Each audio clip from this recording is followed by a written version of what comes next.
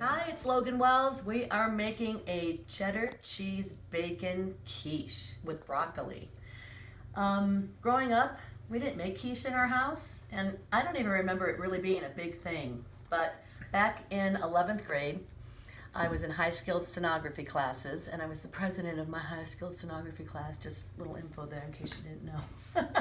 Anyway, one of the things that I'd come up with was to have the entire class share a recipe, and this way it gave us a chance to type out the recipe and learn how to space things and make things look all nice on the page.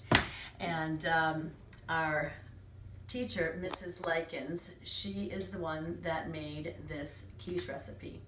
And as I said, we never had quiche in our house, so when we made this, the project was that all the kids would not only type up their favorite recipe, but they would also make it at home, and then we would have a day where everybody would bring in their particular recipe, and we'd have a nice little party and try each other's recipes out. So Mrs. Likens, thank you for sharing this recipe, because I fell in love with it, and I was so excited to go home and make it at home for my parents, and they liked it too. So I've been making this for, gosh, that's got to be 35 years now. Oh gosh, I'm getting old.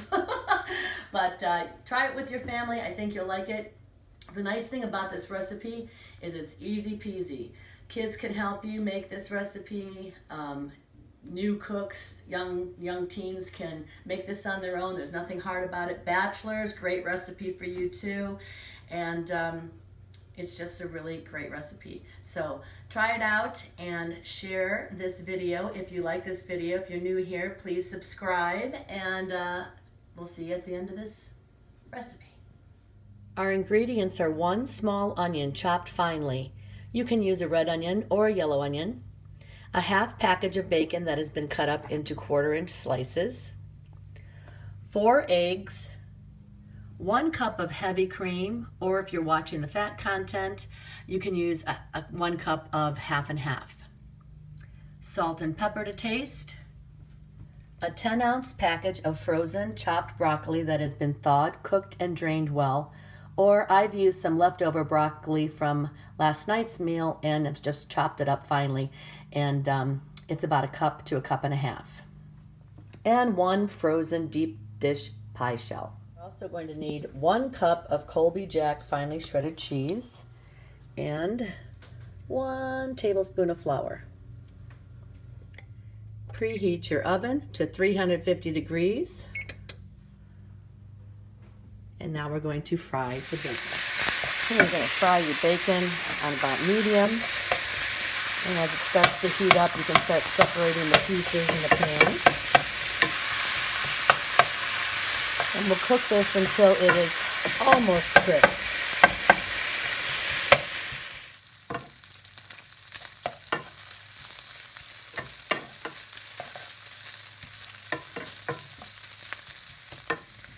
Okay, these are just about crisp. And we're going to take them with a slotted spoon, and you can put them to drain on a paper towel.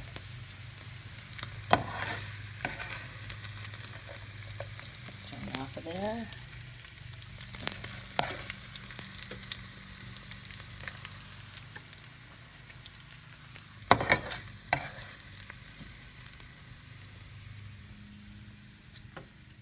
So we're going to let those drain on the paper towel, and in the meantime, we're going to cook our onion.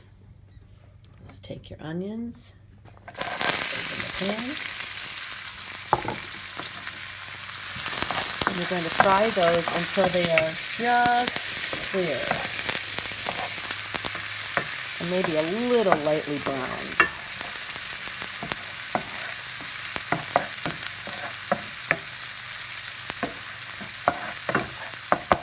These are just about done, and we're going to take those with a slotted spoon again so the grease will drip out back into the pan. And we're going to take the onions and the bacon and put it at the bottom of your pie shell. So I've put the onions that I drained with a slotted spoon at the bottom of your pie shell. And I put the pie shell on a cookie sheet so that in case after you put all the filling in, if any of it boils over by accident while it's baking, it will go onto the cookie sheet and not onto the bottom of your stove. because that would be a mess to clean up. Now we're going to put our bacon pieces, sprinkle that evenly all over the bottom of the shell.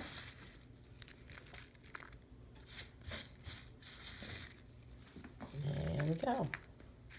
Good thing my husband's not here because he always eats most of the bacon. No, not most of it, but just a little bit of it before I can get it into the pie shell. Now you're going to add your cooked broccoli. Just spread that around evenly. Next comes the cheese. Cheese, please. So we're going to add a cup of cheese, which we're just going to spread around there evenly. And then we're going to add our egg mixture. Take your 4 eggs, and I like to put in either a bigger mixing bowl, or I've got one of these 4-cup Pyrex measuring cups. And you're going to whisk that with a whisk until it's slightly beaten. Then you're going to add your 1 cup of heavy cream, or half and half. Either one works. Mix that up.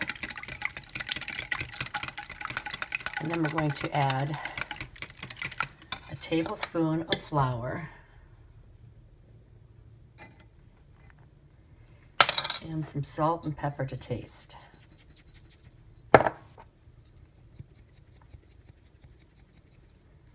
Mix that up good.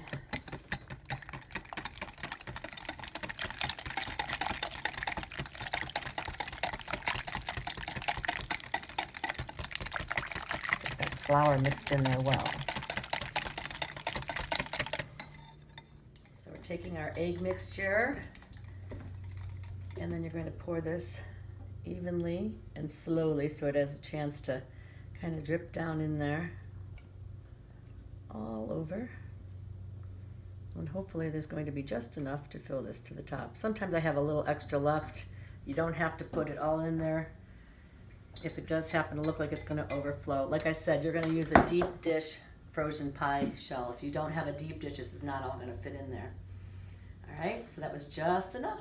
Awesome.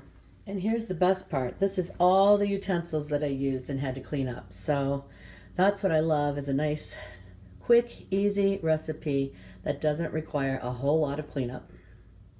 Okay, and it's going in the oven. It's been preheated to 350 degrees. And you're going to cook this for about 40 to 45 minutes until a knife comes out of the center clean. Okay, so take your knife, and it came out clean. So that means it's cooked thoroughly and everything's nice golden brown. It looks yummy and it smells delicious. It's going to be piping hot, so you'll want to let it set for about 10-15 minutes to cool off a bit and to set up so that when you cut it, it doesn't fall out all over the place on the plate. So I hope you enjoyed making this recipe. If you did, please leave your comments below, and please share this recipe and subscribe to my channel. I hope to see you again soon. Happy cooking!